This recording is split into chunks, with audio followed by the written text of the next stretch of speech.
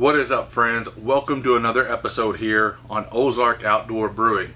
I know it's been a hot minute since I've posted a video or brewed a beer, but I've taken a little bit of the summer off. It's been too hot down here in the brew garage to really do anything. Also taking some time to upgrade my system. That's right, you saw the title.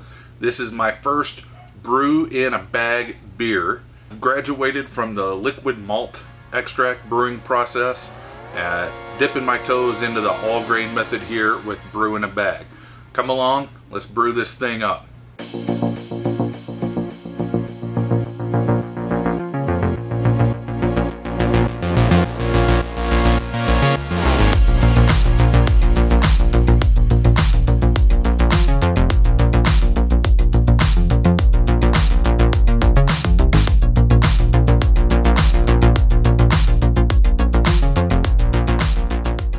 Friends, I couldn't be more excited about moving on from extract brewing, getting into this brew in a bag method, BIAB for short, starting to do all grain brewing. I've built my own recipe. I want to have just a standard pale ale, American pale ale. It's a house recipe that I can keep on tap consistently. Like I said, it's a pretty standard recipe. I have 10 pounds of two-row and 3/4 of a pound of caramel 60. There's 3 kinds of hops included: Chinook, German Perle, and Cascade. I'm pretty excited. I'm nervous also. This is the first time that I'm brewing with all grains. First time doing this brew in a bag method, so I'm a little nervous as to how it's going to turn out, if the recipe is even going to be any good. I'll go ahead and put it down in the description just in case it turns out good. You've got a recipe there that you can copy if you want to. I've got 7.25 gallons of water currently right here in the mega pot, heating that up, looking for a temperature of about 158. I'm going to add the grains and let it do its mash at 152 degrees. I'm bumping it up just a little bit to account for some heat loss in the water before I can get all the grains added, the dough balls removed, and covered up with some insulation, which, pro tip, it's a sleeping bag. Alright, so you can see we hit our number there, 158. We're ready to mash in. So I've got my brew bag, pretty standard. It's not a custom bag. It is from brewbag.com. Go check those guys out if you're interested in snagging one of these. I don't even remember how much it cost, but fairly inexpensive if I remember correctly. Alright, I got that all clipped in. Now it's time to add the grains. Alright, now we just want to get this stirred up, all mixed in and incorporated. Make sure we don't have any little dough balls in there that are going to clump together and prevent the sugars from being released in this warm bath. It's going to make that nice sugary wort. Alright, pretty well got all that mixed in. Now then, time to put the lid on. Grab my sleeping bag for a little bit of insulation around it to prevent any heat loss or minimize the heat loss. And then wait for 60 minutes. Start a timer for 60 minutes. 1 hour, starting now. Alright, covered up, insulation. It's a sleeping bag. Minimizing that heat loss. Gonna wait for an hour. Getting into all grain, I thought maybe I need to upgrade to a mash paddle. Freaking hair, mustache, hair. The hell? Anyway, like I was saying, I thought maybe I needed to upgrade to a stainless steel mash paddle. So I went to northernbrewer.com, found a mash paddle, ordered it. Pedal. Why am I saying pedal? It's a paddle, a mash paddle. Look at the size of this thing, friends. I mean, this thing is massive compared to my spoon. I mean, it doesn't compare. I mean, that is as big as my head.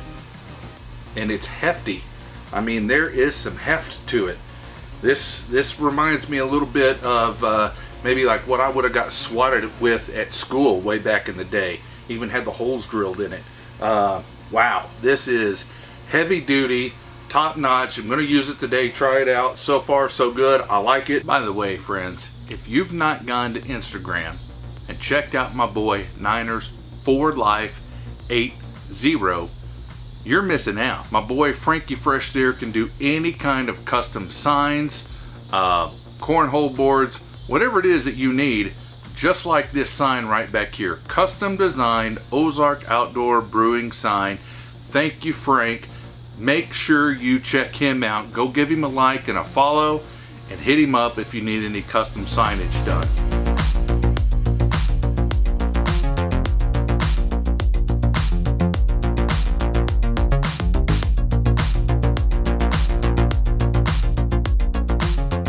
Boom!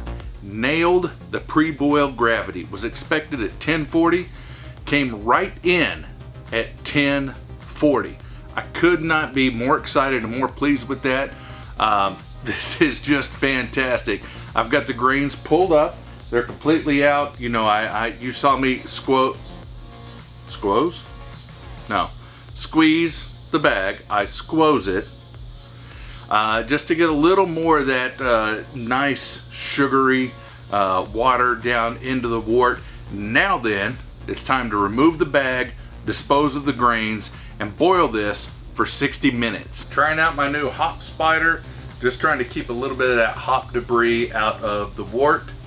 We'll see how it goes. These Chinook hops should add some grapefruit, citrus, and pine character to the beer. So we'll go ahead and add them now at the 45-minute mark of the boil. Next up, we have 0.75 ounces of German Perle, and these are going in with 20 minutes left in the boil. And the final addition is 2 ounces of Cascade, and they go in at flame out. Wow, friends, this is so exciting to me. Post-boil gravity, which I just read, and I'll insert a picture here, 1051. I absolutely nailed all of my numbers today. This is supposed to turn out, I hope this turns out as good as I hope that it does. It's got the color, the taste, the character that I want. Oh my gosh, I'm getting so far ahead of myself. Right now it's time to chill this thing down, get it down to yeast pitching temperatures.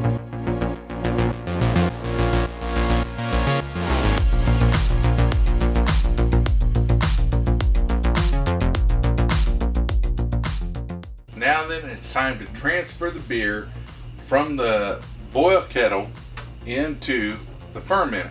One of the things I'm super excited about to keep using, this bouncer inline filter screws on right here. I've got my line cut already. It's going to go in here and filter out any particulates, trub, hop matter, anything that got into this beer that I don't want to ferment. This thing is amazing.